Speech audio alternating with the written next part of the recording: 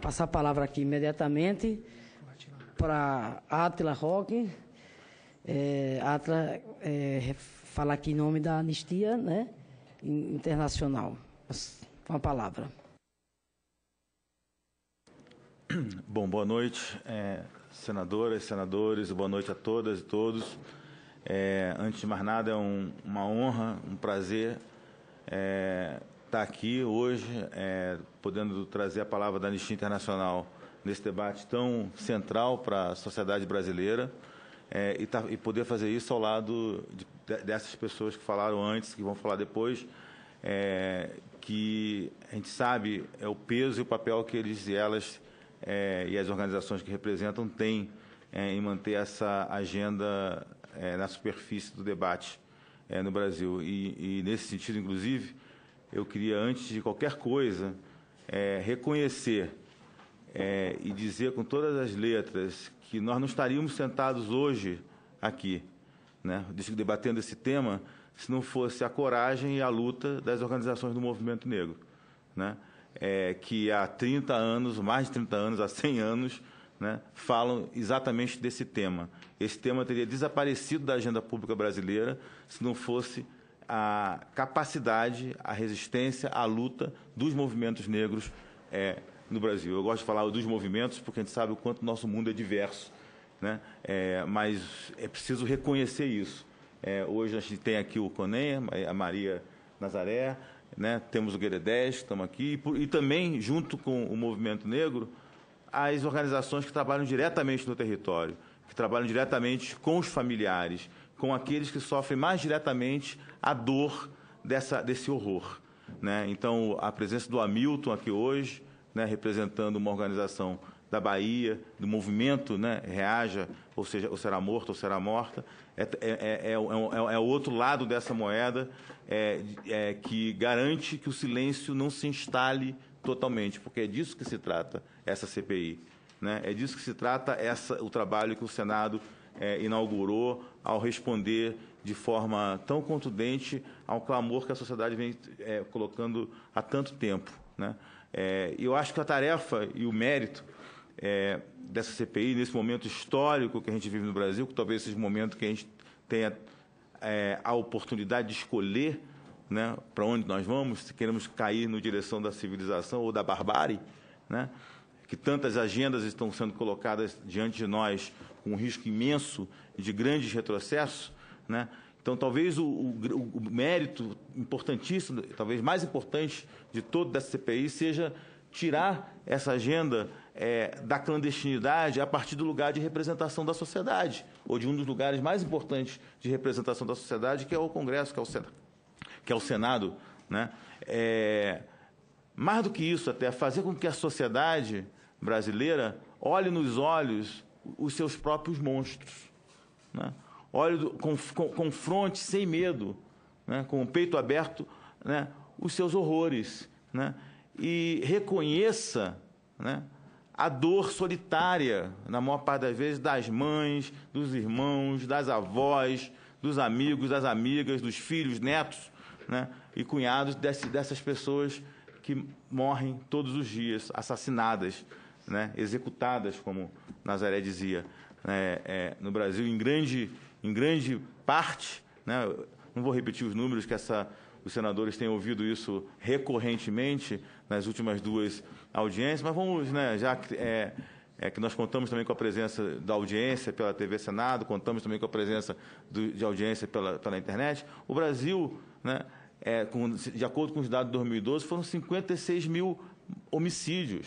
Nós somos campeões mundiais de homicídio. Nós reunimos, né, como foi dito aqui antes pelo Ivan, junto com Colômbia e mais dois países, mais de 25%, não me lembro de cabeça o número, dos homicídios do mundo. Só o Brasil é cerca de 10% do total de homicídios do mundo. 10% do total de homicídios do mundo está no Brasil. Ou seja, ao contrário da nossa autoimagem, nós somos um país profundamente violento. Nós somos um país onde a violência e o racismo, né, cumprem um papel muito crucial na estruturação do poder, desse país. Então, olhar os homicídios no Brasil e desagregar a sua dinâmica é olhar para o modo como o poder se organiza nesse país. E, ao olhar por isso, nós não podemos deixar de dizer que, desses 56 mil homicídios, né, mais de 50% são jovens. Né? Jovens, como foi dito aqui, entre 15 e 29 anos, para usar os dados do SUS. Né? E desses jovens, né, que somam cerca de 30 mil pessoas, 77%, quase 80%, são jovens negros. Né? Então, é disso que nós estamos falando. Né? Nós estamos falando de um tema que atinge profundamente a juventude negra nesse país. Né? E se nós queremos, efetivamente, pensar políticas eficazes de redução de homicídio, nós temos que olhar para onde os homicídios estão impactando de maneira mais brutal há muito tempo. Né? Só para trazer mais um dado, que eu acho que esse ninguém ainda falou hoje, né? É o dado da curva de crescimento de homicídio de jovens. Se você olhar os dados dos últimos 10 anos, nós vamos verificar que nessa faixa etária, né, entre 15 e 29 anos, cresceu, ou melhor, diminuiu entre jovens brancos da ordem de 33, 32 e poucos %. Né? O Ivan está me olhando ali, pode ser que seja um pouquinho mais, um pouquinho menos, mas é nessa faixa. Eu sou péssimo de memória. Se olhar isso, ou seja, jovens brancos nos últimos 10 anos, a curva é assim, né? 33% mais ou menos de redução. Jovens negros, na mesma faixa etária, no mesmo período, cresceu 33%. Então, nós temos uma curva que se cruza. Né? Ou seja, para quem está sustentando, nos últimos 10 anos, a taxa de homicídios do Brasil na faixa de 50 mil anos, né? Esse ano de 2012 foram 56, 2013, 14 houve já uma pequena redução, já voltou a crescer, mas estamos ali, nesse patamar de 50, querendo ir para os 55, 60. Quem está sustentando é a morte, né, violenta de jovens negros. Isso é muito importante de ter em conta, porque isso nos coloca diante de escolhas centrais para o país que estamos construindo. Escolhas que têm que ser feitas pela sociedade e pelo Estado. Não é apenas um problema da segurança pública, né? É um problema do conjunto da sociedade e do Estado brasileiro. Um dos grandes erros que se comete nesse debate é reduzir isso a um debate apenas de segurança pública. É evidente que é um debate de segurança pública também, se pensarmos segurança pública como uma política de garantia de direitos, se pensarmos a segurança pública como uma política que garanta a possibilidade de uma vida sem violência para todas as pessoas. Né? E esse é um pouco o debate que a gente precisa fazer, porque não é a realidade do Brasil. Se nós pensarmos, né, se olharmos os dados de homicídio da década de 80, 83, né, mais ou menos, até 2013, né, nós vamos constatar um crescimento, na verdade, de 80 a 2012, para ser mais exato, um crescimento na taxa de homicídio de 148,5%. Né? 1,2 milhões de pessoas, 1,2 milhão de pessoas foram assassinadas. Agora, veja que paradoxo. Esse é o período que o Brasil fez a sua grande revolução democrática. Nós saímos de 1982, de 1980 a 2012, foi o período que nós fizemos a maior... o período de democracia mais longo e mais sustentado na história do Brasil. E é justamente o período em que nós tivemos essa explosão de homicídios. Ou seja, claramente a nossa democracia a nossa transição para a democracia deixou de olhar uma dimensão fundamental do modo como o poder se organiza. Por isso que eu comecei a falar na dimensão da violência e na dimensão do racismo. Nós não fomos capazes de trazer para a conversa da sociedade o tema da segurança pública, por exemplo. Né? Porque esse é uma área que tem um papel central na manutenção dessa lógica. Né? Nós falamos da saúde, nós trouxemos o campo da saúde, o campo da educação, o campo das políticas sociais. Nesse período temos ainda muito a caminhar, mas evidentemente que todo mundo reconhece que avançamos muito. Né? Avançamos muito, inclusive na agenda da exclusão social, da pobreza, da miséria, da redução da desigualdade até um certo patamar, mas não fomos capazes de incorporar a agenda da segurança a esse debate. Continuamos a ter uma polícia, continuamos a ter um sistema de segurança que mantém, sustenta o modelo adotado construído e posto em prática, sobretudo durante o período da ditadura militar, ou da ditadura civil militar. É preciso lembrar que uma das recomendações que saiu do relatório da Comissão Nacional da Verdade toca justamente nesse ponto. Relaciona o passado com o presente e pede, na recomendação de número 20, a desmilitarização e a reforma das polícias militares. Não vamos esquecer, porque essa comissão encerrou seu trabalho agora, ontem, em dezembro. Essa é uma recomendação que está esperando, aliás, todas elas estão esperando desdobramento. Então, é importante dizer que há uma crise sistêmica da segurança pública no Brasil em todos os níveis. Né? Dos níveis, uma das dimensões dessa crise que atinge de frente a juventude, em particular a juventude negra, é a lógica da guerra. Né? É a política, é a estratégia da guerra que, no final das contas, acaba fazendo uma escolha sobre um indivíduo que é mais matável do que outro. Né? A política da guerra, né, informada pela lógica da guerra às drogas, sobretudo, né, que é outro tema que a gente precisa ter coragem de falar, ela tem se prestado hoje no Brasil à naturalização, né, das execuções sistemáticas de jovens negros das periferias e das favelas brasileiras. E, junto com eles, vários e muitos jovens não negros. Né?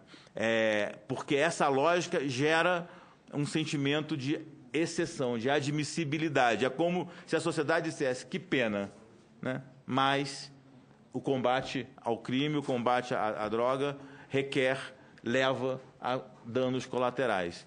E esses danos colaterais são não apenas, né, de jovens ou meninos ou adolescentes que, por uma razão ou outra, se encontravam em desvio da lei, mas isso não significa que eles deveriam morrer. Né? Se encontravam, sim, muitas vezes, né, envolvidos com situações, né, de tráfico. É importante que a gente reconheça isso, mas isso não significa que eles deveriam ser executados. Né? Mas a sociedade autoriza, né, que a polícia entre e execute. E, em nome dessa autorização, a polícia também executa muitos que não têm absolutamente nada a ver, como o caso recente no Alemão do menino Eduardo, como o caso recente em Belém, que ela acabou de relatar, que foi um objeto de uma ação urgente da anistia, inclusive, o caso que certamente o Hamilton relatará com muito mais propriedade de Cabula, né, recentemente na Bahia, e muitos outros casos passados, né, como nós temos agora fazendo aniversário de 25 anos da chacina de Acari, que até hoje, onde 9 jovens, se não me engano, foram sequestrados, desaparecidos. Até hoje não temos notícia. Né? A luta deles só não desapareceu porque se criou o movimento As Mães de Acari, que são guerreiras, a quem nós devemos muito, né? E que deixou uma delas na estrada, também assassinada, né? Que agora está às vésperas de prescrever o caso da Edmeia, que foi uma das mães que foi assassinada ao longo desse processo. Eu sei que o tempo é curto, nós não devemos nos estender demais, mas eu queria acrescentar um outro dado que tem a ver, que já foi falado aqui de forma bastante, eu tive a oportunidade de ler a fala do professor Michel Missi na semana passada, se não me engano, 2 semanas atrás, e ele levantou com muita clareza, né, o papel que o agente do Estado, que as forças de segurança, que a polícia tem nessa tragédia. né? Até porque o grau de pobreza sobre o grau de ausência de informação sobre as circunstâncias dos homicídios é tão gigante, né, que, ao olhar as situações onde nós temos mais dados de autoria, por exemplo, nós acabamos muito restritos, né, ao universo das mortes cometidas por agente de Estado, porque aí não há dúvida de quem matou, ou aqueles casos que são óbvios, né? É o crime passional, a briga entre amigos, todo mundo viu, todo mundo presenciou. Porque, de resto, né, o que nós temos no Brasil hoje é uma enorme impunidade em relação a crimes de homicídio. Agora, no caso específico da polícia, o que nós temos diante de nós é a reafirmação dessa lógica da guerra que resulta num sistemático extermínio da população jovem. É difícil usar outras palavras, né? Ou práticas sistemáticas de execução, né, de jovem. A polícia brasileira, conforme já se falou aqui, num período de 5 anos, matou 11 mil pessoas, 11 mil pessoas mais ou menos, né? O que representa cerca de representa o que todas as polícias americanas matou em 30 anos.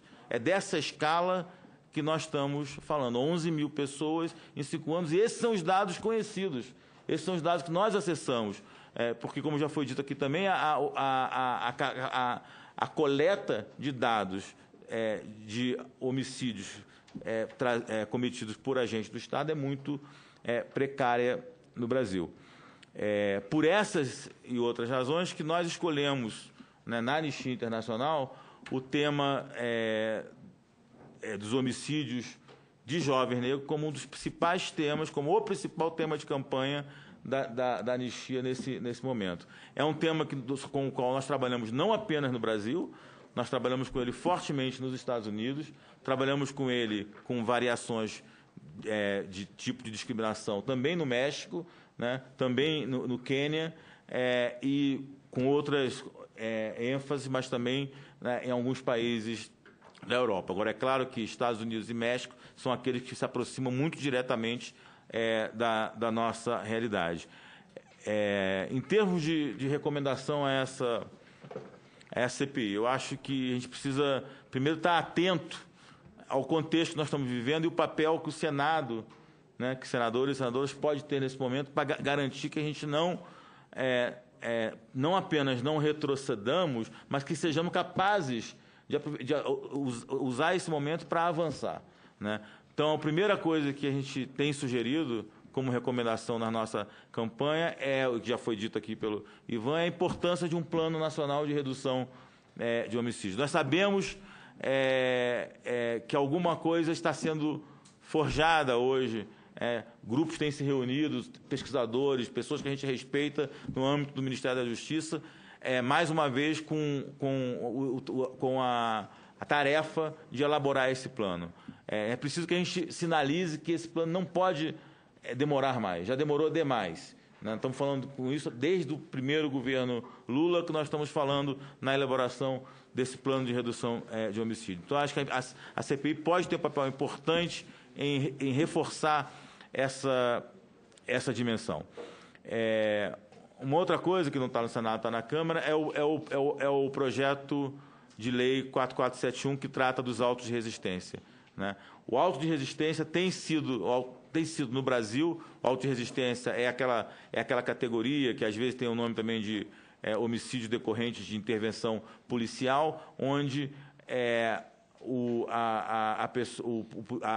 aquele homicídio é caracterizado como uma reação legítima, uma morte legítima por conta da defesa da vida do policial ou de outro.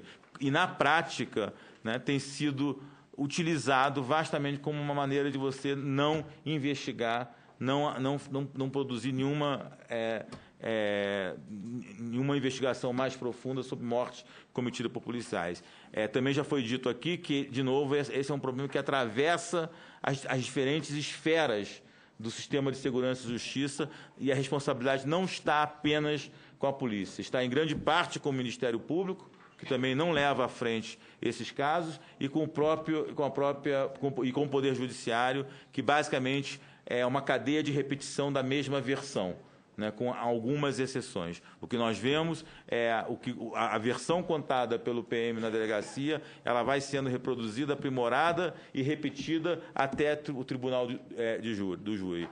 E acaba sendo um inquérito sobre a vítima, né, para provar a culpabilidade da vítima e não uma investigação sobre o ato do homicídio. Então, esse projeto, para nós, é muito importante. Não vou falar do Estatuto do Desarmamento, que já foi dito com muita propriedade aqui. Agora, só queria reforçar que nós estamos ainda longe de ser um país desarmado, né? Com todo o sucesso da campanha do desarmamento, que ela é muito mais do que apenas o recolhimento das armas, nós ainda temos hoje no Brasil, e acho que os dados são do próprio Sou da Paz, cerca de 15,2 milhões de armas em mãos privadas, né?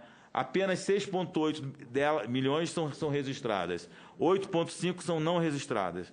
Ou seja, o discurso de que está sendo utilizado para a revogação do Estatuto, de que a sociedade foi imposta a ela um desarmamento, né, de cidadãos de bens, não é verdade nem do ponto de vista factual. Continuamos a ser uma sociedade altamente armada. E, finalmente, não poderia deixar de tocar aqui no ponto que hoje está avançando a passos sérios, de forma irresponsável, demagógica, criminosa mesmo no Brasil, que é o debate sobre a redução da maioridade penal. Essa CPI precisa se manifestar, se possível, antes, inclusive, do encerramento dos seus trabalhos, contra esse crime contra a nossa infância, contra a nossa juventude, contra os nossos adolescentes,